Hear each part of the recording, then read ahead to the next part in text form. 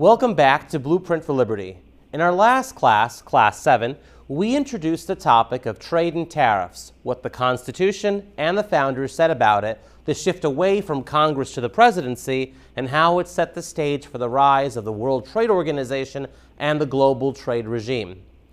After Congress surrendered its trade powers to the president with the enactment of the Trade Agreements Act of 1934, the next major phase in the erosion of American sovereignty was the internationalization of trade policy, meaning that unelected, unaccountable foreign bureaucrats would now help set the rules for American commerce.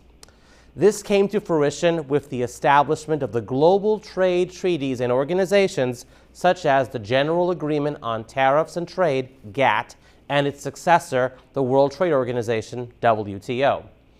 The second step in the pincer attack, as Senator George Malone outlined in his 1958 book, Mainline, was the executive branch's transfer of its already unconstitutional tariff power to international authority. That international authority came in the form of the United Nations, along with its specialized agencies such as UNESCO, NATO, the International Bank and Fund, GATT, and the proposed post-war International Trade Organization.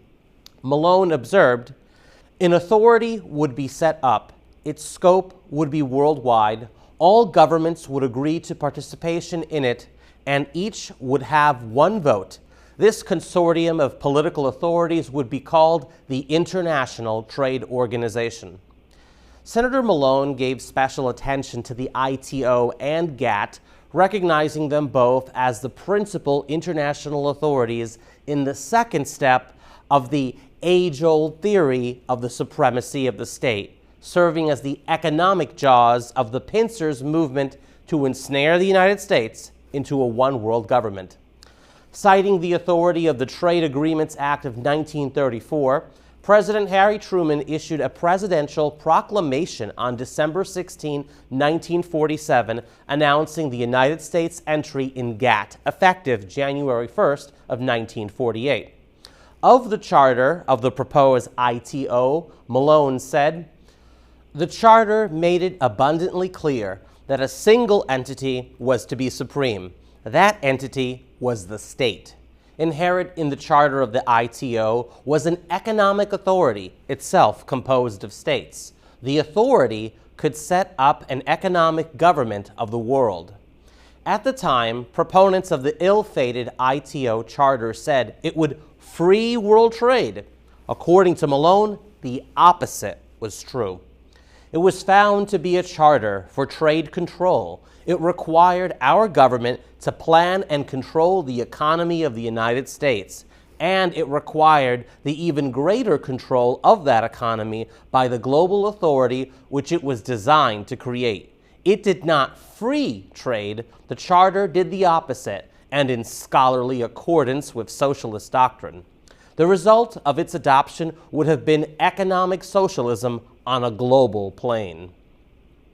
Of the various international organizations that made up the pincers movement, such as the ITO, GATT, International Bank and Fund, NATO, the UN, and UNESCO, Malone believed all these organizations would be essential if world government were the goal. Fortunately, sovereignty prevailed at the time, and the ITO was not formed. However, the vision of an international trade authority came to fruition in 1995 with the creation of the World Trade Organization. Headquartered in Geneva, Switzerland, the WTO is an international trade organization responsible for managing and enforcing global trade rules. It was birthed out of an agreement from the Uruguay round of trade negotiations between 1986 and 1994 and was officially established on January 1st, 1995. The WTO built upon GATT, which it essentially replaced as the principal international trade regime. Virtually all modern bilateral and multilateral trade deals made since the WTO's creation are under its authority. In fact, the WTO is mentioned a total of 87 times in the text of the United States-Mexico-Canada Agreement, the USMCA, that replaced NAFTA in 2020. And many of those mentions are regarding the United States, Mexico's, and Canada's various obligations to the WTO. The United States was a founding member of both GATT in 1947 and the WTO in 1994. Congress approved and implemented the agreement establishing the WTO through the enactment of the Uruguay Round Agreement Act of 1994. And under the U.S. Public Law 114-26, Congress recognizes the WTO as, quote, the foundation of the global trading system. The WTO has the power to oversee trade disputes between nations, enforce rules that supersede American law, restrict tariffs that Congress may want to impose, and even punish nations, including the United States, for protecting their own industries. What began as voluntary rules among trading partners has turned into an enforceable global legal system, one in which American laws can be overturned by foreign judges sitting in Geneva. Consider the following scenario. Congress passes a law requiring food retailers, such as grocery stores, supermarkets, and club warehouse stores, to label muscle-cut and ground beef and pork with its country origin, so customers can know where their beef or pork was born, raised, and slaughtered, and in turn make a better informed decision. The country of origin labeling (COOL) law results in more American consumers choosing to purchase U.S.-raised beef and pork. But it also hurts the sale of Canadian and Mexican beef and pork sold in U.S. retailers. As a result, Canada and Mexico filed a dispute with the WTO, alleging that the COOL law isn't so cool for them. It is an unfair trade practice. The WTO panel agrees with Canada and Mexico, and in turn sanctions $1 billion in retaliatory tariffs on U.S. exports by Canada and Mexico. The United States is now legally obligated to repeal its law or face sanctions. This isn't hypothetical. It's already happened. Claiming they had no choice, on December 18 of 2015, the Republican-controlled Congress repealed the COOL law for beef and pork via an amendment to the omnibus budget bill, which Democrat President Barack Obama signed into law that very same day. This is anything but free trade. It's managed trade by an unelected global committee. The WTO is only one part of the international trade trap. Over time, the United States has joined or proposed multiple regional and multilateral trade agreements that further erode our sovereignty. Here are some of the most egregious free trade proposals: NAFTA, USMCA, FTAA, which was a proposed super NAFTA for all of the Americas, North, Central, and South, TTIP between the U.S. and the European Union, TPP among Pacific Rim countries excluding China and Russia, and the FTAAP among Pacific Rim countries including China and Russia. All these agreements violate the Constitution. None of these free trade regimes are constitutional. Why? Each of them would establish their own governing free trade commission, similar to the European Union's ruling European Commission. According to the Constitution, only Congress has the power to regulate commerce with foreign nations, Article 1, Section 8, Clause 3, levy duties and imposts, Clause 1, approve treaties, Article 2, Section 2. But whenever Congress hands that power to the President, and when the President hands it to international bodies, the Constitution is bypassed and sovereignty is diminished. As Senator Malone warned, this is a globalist trap designed to destroy our constitutional republic and replace it with a one-world system.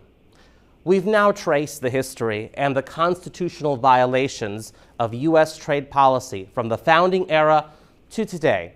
we've seen how powers originally held by Congress were illegally handed to the president and then passed along to foreign bodies such as the WTO and regional trade blocs. This then begs the question, what should we do about it? The answer begins with understanding that we don't need to amend or rewrite the Constitution. We simply need to follow it. The first and most important solution is to pressure Congress to reclaim its exclusive constitutional powers over trade and tariffs. That means repealing the Trade Agreements Act of 1934, rejecting all extensions or modern versions of that act, ending the president's authority to unilaterally negotiate trade agreements or alter tariffs. This includes eliminating the cabinet-level office of the U.S. Trade Representative in the executive branch and reasserting Congress's role under Article 1, Section 8. Congress needs to take that power back. And to restore American independence, we need to get us out of the World Trade Organization and the United States-Mexico-Canada Agreement. So what's so bad about these? The World Trade Organization enforces supranational laws that override U.S. sovereignty, uses foreign dispute resolution panels that can punish the United States, and forbids protective tariffs even when national defense is at stake. No other country or international organization should dictate U.S. trade policy. Just as the United Kingdom made a Brexit from the European Union, the United States needs to Amexit from the WTO. The United States-Mexico-Canada Agreement, USMCA, creates supranational committees and living agreements that evolve over time, binds the United States to international labor agreements and various UN environmental treaties, gives foreign bureaucrats and panels authority over American law, and provides a foundation for further North American integration, such as the creation of an EU-style North American Union. For these reasons, it's imperative that the U.S. withdraw from the USMCA. Various dangerous regional trade schemes have been proposed in the past that we ought to oppose, especially if they are ever proposed again, whether under the same or different name. The first big one was the Free Trade Area of the Americas, or FTAA, proposed during the Clinton and George W. Bush presidencies. The FTAA was a proposed Pan-American super NAFTA that would have included every country in North, Central, and South America, complete with regional governance bodies, economic and legal integration, mass loss of jobs and sovereignty, and very long-term, as confirmed by former Mexican President Vicente Fox, its own central bank and regional currency, the Amero. Under President Barack Obama, two new regional trade schemes were proposed, TTIP and the TPP.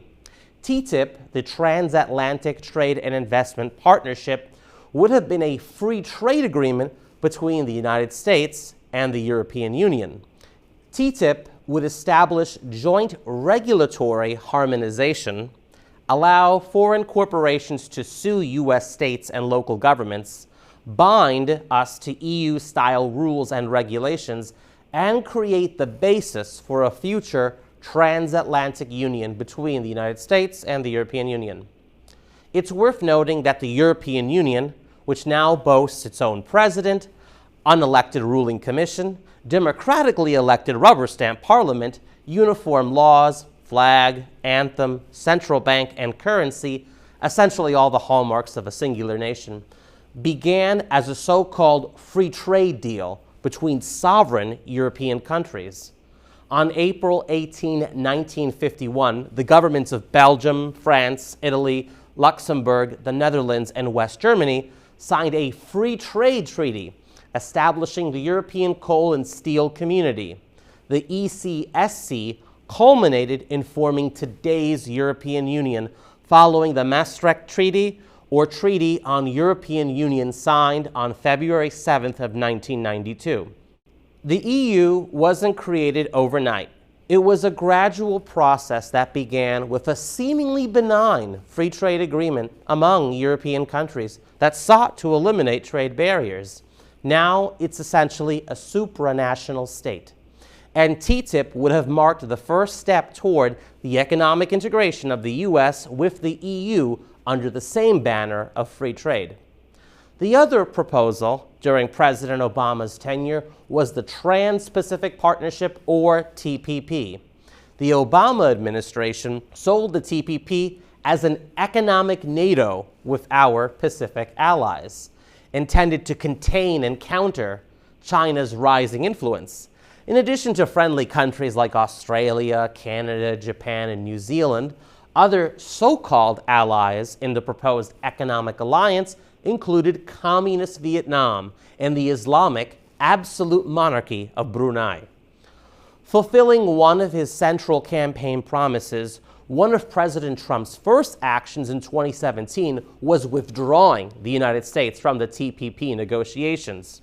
Despite the lack of U.S. involvement, New Zealand took the lead and, along with other TPP signatories, created the Comprehensive and Progressive Agreement for Trans-Pacific Partnership, CPTPP. Like the TPP, the CPTPP is open to all member states belonging to the Asia-Pacific Economic Cooperation, or APEC, which includes Pacific Rim nations such as the United States, China, and Russia. In fact, in 2021, Communist China formally applied to join the CPTPP. So much for it containing China. The TPP/CPTPP includes secretive ad hoc tribunals, radical UN environmental and international labor mandates, ruled by unelected bureaucrats, and participation of communist countries such as Vietnam and possibly China. Another proposal, this one coming from APEC, is for the creation of the FTAAP, the Free Trade Area of the Asia-Pacific. In fact, the final point listed on the bottom of the preamble of the originally proposed TPP agreement reads, expand their partnership by encouraging the accession of other states or separate customs territories in order to further enhance regional economic integration and create the foundation of a free trade area of the Asia-Pacific. The FTAAP would be an enormous Pacific trade agreement that would include Communist China and Russia, along with Communist Vietnam, and the Islamic nations of Brunei and Malaysia under shared trade values and rules. This would be an absolute disaster for our national security and sovereignty, facilitating the economic merger of the West and East. These agreements don't just affect economies, they facilitate regional government and pave the way for foreign entanglement and domination, the very things the founders fought to prevent. Senator Malone concluded his book with a call to action akin to what we at the John Birch Society propose. He wrote, "We have called the old world concept simply big government, and it must go. How? Bring back to the city hall, to the county courthouse, to the local school board, to the legislature, and to the governor of each sovereign state, to the Congress, and to the judiciary, the powers which rightly and properly belong to each, and only those powers which rightly and properly belong to each. Once more in its rightful place, the exercise of those powers can be separately controlled by the voting citizens who choose and elect the personnel." In other words, the solution lies in electing constitutionalists to all levels of government. Malone even offered the following two-part question for citizens to ask candidates to determine whether they merit their vote, and it bears repeating here. Will you vote in favor of every bill which takes back to your body the powers delegated to it by our Constitution? Will you vote against every bill which adds to or even continues powers not expressly delegated by the Constitution to another branch of government? Malone also noted that a constitutional majority can be won in Congress within 6 years, 4 years in the Senate and 2 in the House. And as the John Birch Society has frequently emphasized, Malone likewise stated in his book, "And the House holds the constitutional power of the purse." The House of Representatives is the key, and it is winnable only through a properly informed electorate. The biggest threat to the Constitution is not foreign enemies or even globalists in our own government. Rather, it's ignorance. Share what you've learned in both this and the last class. Talk to friends and family. Join the John Birch Society. Use the JBS Federal Legislative Alerts to send emails to your representatives and senators. Call their offices. Organize local presentations or showings of Blueprint for Liberty, and host study groups using resources like this course. The more we understand the Constitution, the more we'll be able to demand that our elected officials follow it. As James Madison said, "A well-instructed people alone can be permanently a free people." The Constitution gives Congress, and only Congress, the power to regulate trade with foreign nations. That power was never meant to be given to the President, and certainly not to the World Trade Organization, USMCA committees, or regional tribunals. The founders believed in a limited federal government with moderate expenditures, independent national industry, tariffs to protect American jobs and national defense, and congressional accountability. We've strayed far from that vision, but we can and must return. As Senator Malone warned, the global trade regime is part of a larger push toward a one-world government, but he also reminded us to bring back to the City Hall, to the county courthouse, to the local school board, to the legislature, and to the governor of each sovereign state, to the Congress and to the judiciary, the powers which rightly and properly belong to each. It's time to bring power home, back to the Constitution, and back to we the people. Thank you. This concludes Class 8, Part 2 of Tariffs and Trade in the Blueprint for Liberty series.